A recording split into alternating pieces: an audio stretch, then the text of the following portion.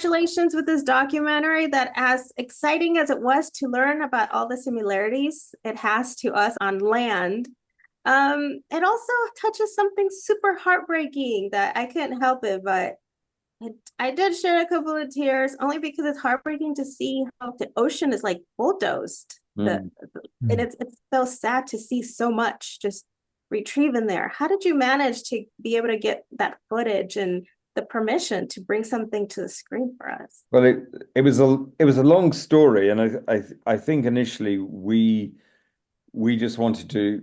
It was important to show if you're going to make a film about protecting the ocean, you have to show what you're going to protect it from. And I think at the start of the journey, we thought, well, we can go to the archive and get some footage of this going on, and we discovered that there wasn't any archive, certainly not anything shot of any quality. So we thought, oh heavens, we're going to have to do this ourselves. And there probably is no footage around because, as you say, I guess people who do the activity don't really want everyone in the world to see what the activity does.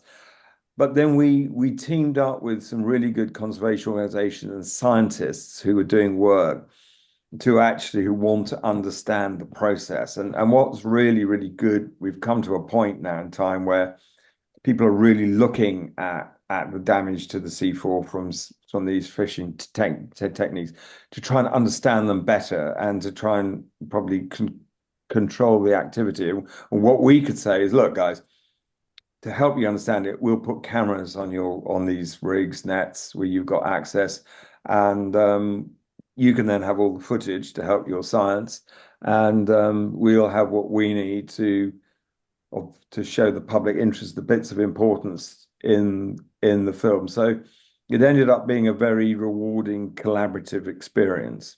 But I'd have to say, though, a shocking one because being, even in part of a piece of scientific work, being in some way involved in and seeing what these things do was shocking. And even we knew it was going to be bad when we see the footage, but I don't think we knew it was going to be that bad. I have to admit, I actually paused it for a moment because I had to take a breather. I was just like, this is unbelievable. Like, how do these people, like, I'm sure they make a lot of money. There's so much, but at the end of the day, the thought of what you just ruined and killed and just took away, it's so painful. I think even the people who are doing it, because it's a blind thing, they just chuck the gear over the back of the boat and it drops down to, they're not actually seeing. I guess if they were seeing in real time what the thing was doing, they might be interested, but it's a completely blind process. It's tragic. And Colin, tell me about one of the more of the nicer highlights of the documentary that you enjoyed getting to direct, because you're both directors too. Yeah, definitely. Well, I'll tell you what, I have two short ones because there was one where that both Keith and I were directing, which was with David down on the south coast of the UK. And it's the sort of scene that you see when he's sort of standing on quite a misty beach. And there was a particular moment when he was just looking out to sea, and we put the drone up in the air, and you just got this image of him. And I just loved that moment because he was just doing what all of us do, which is you look out to sea and you sort of wonder what was there. And there was just a moment when this guy who's had this extraordinary life, unbelievable life, but he's there at that moment. He's just representing all of us and every one of us reacting, in a very normal way. But the second one, I wasn't directing. It was our colleague Toby was directing this, but it was a really big moment for me because I'd read about Papahanaumokuakea for so long in Hawaii. I'd read the stories about it, but I'd never actually seen proper footage. A few clips, and when they came back with the footage of the albatross colonies, with just how rich the sea had become since that got protected. It just far exceeded my expectations. I knew it would look good. I didn't know it would look that good. And the fact, even for some people like us who were looking for the best examples of protection, to see how wonderful and bountiful it could be, you knew that was going to inspire people, and that was a really special moment just to see it come back. There's lots to learn. There's so much to learn.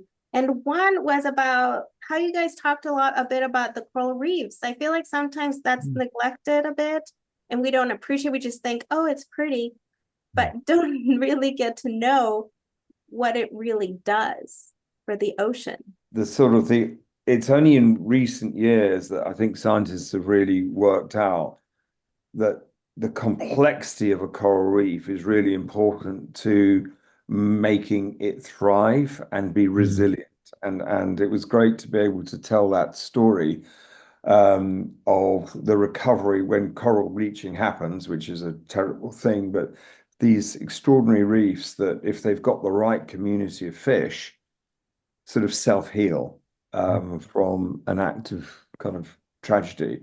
And also it then completely shows this power of protection that if you protect and keep the whole community, you get resilience. And you know, with climate change becoming an increasing problem for the ocean, knowing that actually protection is going to make it resilient, I think is also very, very uplifting. One of the parts that also was interesting was also getting the perspective of birds because of the lack of fish Mhm. in some areas. You know, they're not making it, they're not surviving.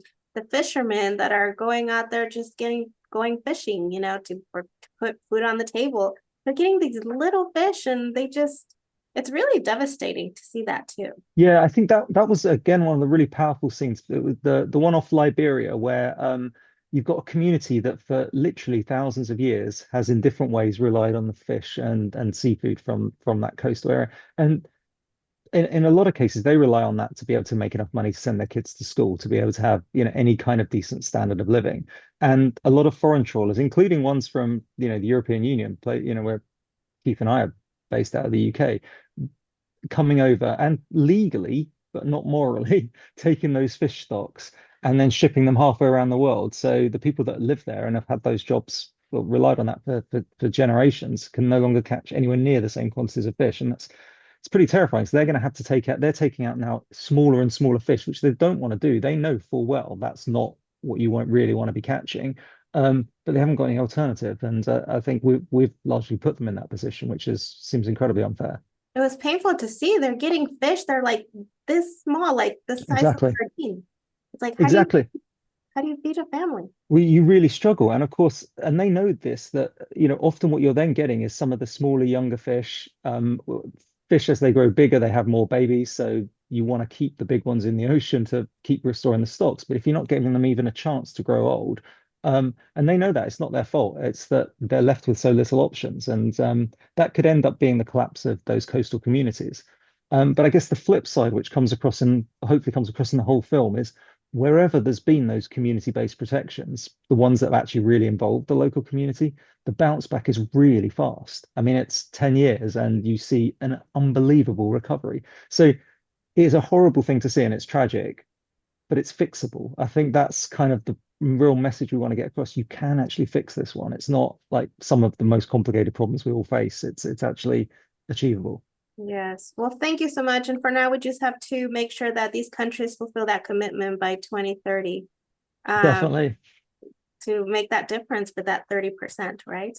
Absolutely. That's exactly right. Well, thank you so much for your time and congratulations with the documentary. Thanks so much. Nice to meet you. Likewise, Thank thank you. you. Bye, Bye-bye. Nancy.